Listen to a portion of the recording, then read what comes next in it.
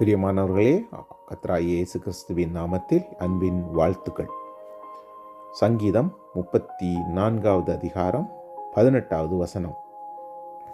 நொறுங்குண்ட இருதயம் உள்ளவர்களுக்கு கர்த்தர் சமீபமாயிருந்து நறுங்குண்ட ஆவியுள்ளவர்களை ரட்சிக்கிறார். நம்முடைய வாழ்க்கை பாதையில் இருதயம் உடைந்து நொறுங்கின நேரங்கள் உண்டு, காயப்பட்ட காலங்கள் உண்டு, சோர்ந்து போன சூழ்நிலைகள், நொறுக்கப்பட்ட நிகழ்வுகள், இவையெல்லாம் உள்ளடக்கியதான் நம்முடைய வாழ்க்கை. இப்படியான மனநிலையோடு இப்படியான சூழ்நிலையை நாங்கள் கடந்து கொண்டிருப்போமே ஆனால், இதோ நம்மை நோக்கி தான் ஜீவனுள்ள தேவனுடைய உயிருள்ள வார்த்தை கடந்து வருகிறது. நறுங்குண்ட ஆவியோடு நொறுங்குண்ட இருதயத்தோடு இருக்கிறீங்களா? நம்மை ரட்சிக்கும்படி கர்த்தர் சமீபமாய் வந்திருக்கிறார்.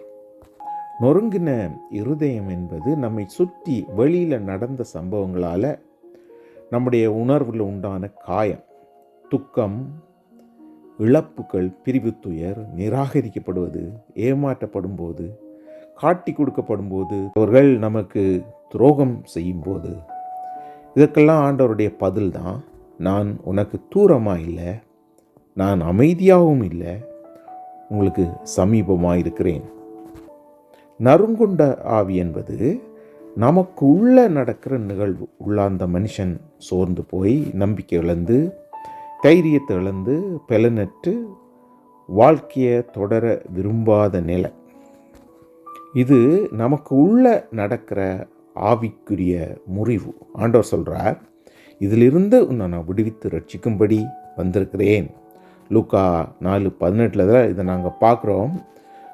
கர்த்தருடைய ஆவியானவர் என் மேல் இருக்கிறார், தரித்திரருக்கு சுவிசேஷத்தை பிரசங்கிக்கும்படி என்னை அபிஷேகம் பண்ணினார், இருதயம் நொறுங்குண்டவர்களை குணமாக்கவும், சிறைப்பட்டவர்களுக்கு விடுதலையும், குருடர்களுக்கு பார்வையை பிரசித்திப்படுத்த, நொறுங்குண்டவர்களை விடுதலையாக்க என்னை அபிஷேகம் பண்ணினார்னு சொல்லி நம்முடைய ஆண்டவராக இயேசுவை குறித்து அதில் எழுதப்பட்டிருக்கிறது நாங்கள் பார்க்குறோம். இந்த சத்தியத்தில் இருக்கிற வெளிச்சம் என்ன?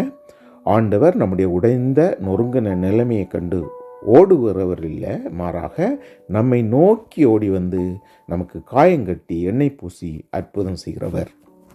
யாரெல்லாம் நம்முடைய உடைந்த நிலைமையை ஆண்டவரிடத்தில் கொண்டு போகிறோமோ அவர் தேற்றி சுகப்படுத்தி உயிர்ப்பித்து மீள கட்டுவார். ஜெபிப்போம். பரலோக பிதாவே, நாங்கள் உடைந்து போன நேரங்கள் எல்லாம் நீங்கள் மிக அருகில் இருக்கிறதுக்காக நன்றி சொல்கிறோம். எங்களுடைய இருதயத்தை குணப்படுத்தி ஆத்மாவை மீட்டெடுத்து ஆவியை உயிர்ப்பிக்கிற உங்களுடைய கிருபைக்காக நன்றி.